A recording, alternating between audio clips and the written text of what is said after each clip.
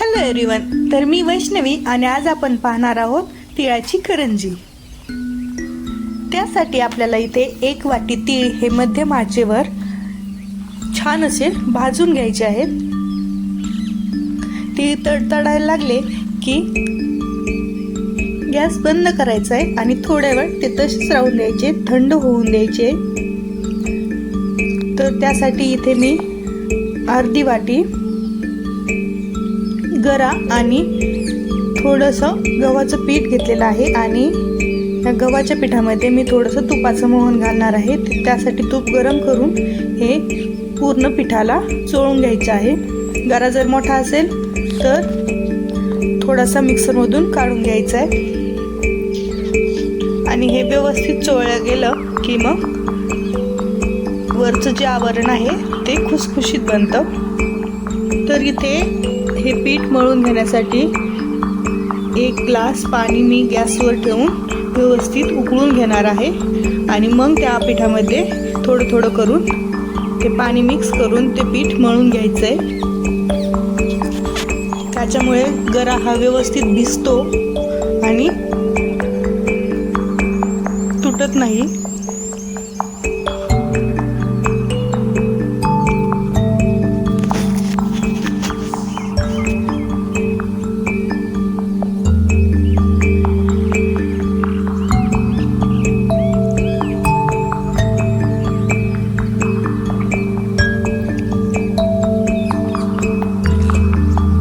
मळून झाल्यानंतर ते थोडा वेळ झाकून ठेवायचे।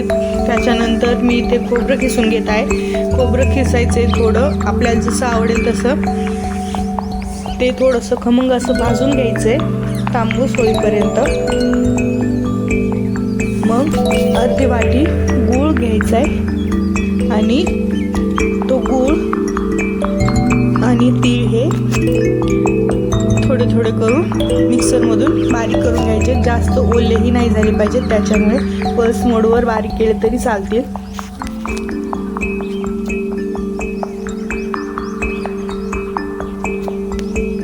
खोबरं तुम्ही मिक्सरमध्ये हे तिळासोबत बारीक करू शकता किंवा किसलेलं तसंच घालू शकता। मी इथे तसंच घालते।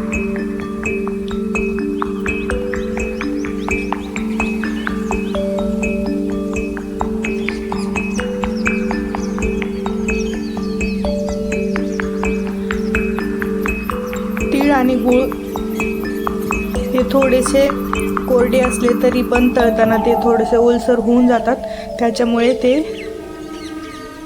ओले करायची जास्त गरज नाहीये।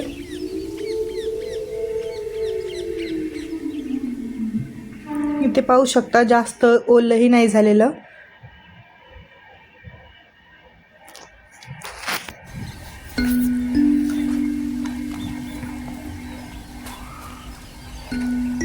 याच्यामध्ये खोबरं मिक्स करून घेतलंय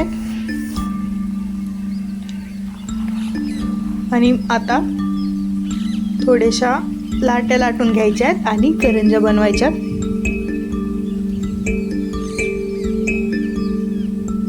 लाटी जास्त जाडही नाही लाटायची आणि जास्त पातळही नाही।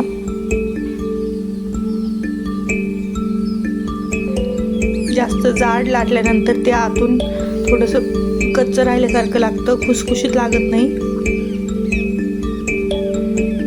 आणि जर पातळ असेल तर मग सारण भरताना ते तुटूही शकतं, त्याच्यामुळे मीडियम साईजचीच लाटी लाटायची, जास्त पातळ किंवा जाड नाही।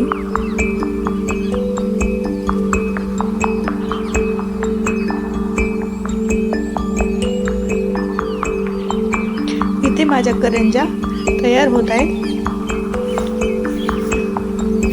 तर सगळ्या करंज्या बनवून झालेल्या आहेत। आता तेल गरम करायला ठेवायचंय। तेल गरम झालं की एक एक करून करंजी सोडायची आणि मीडियम आचेवर व्यवस्थित तळून घ्यायच्यात। याच्यामध्ये मी गव्हाचं पीठ घातलेले, त्याच्यामुळे त्या थोड्याशा लालसर होणार आहे, पण तुम्हाला हवं असेल तर मैदाही घालू शकता।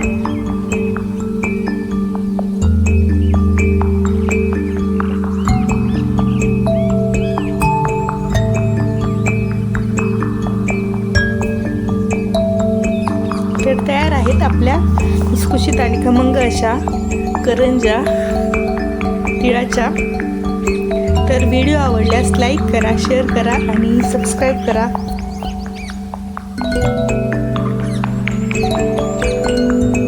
तर इथे तुम्ही पाहू शकता माझ्या करंजा तयार आहेत, या खायला। व्हिडिओ पाहिल्याबद्दल धन्यवाद।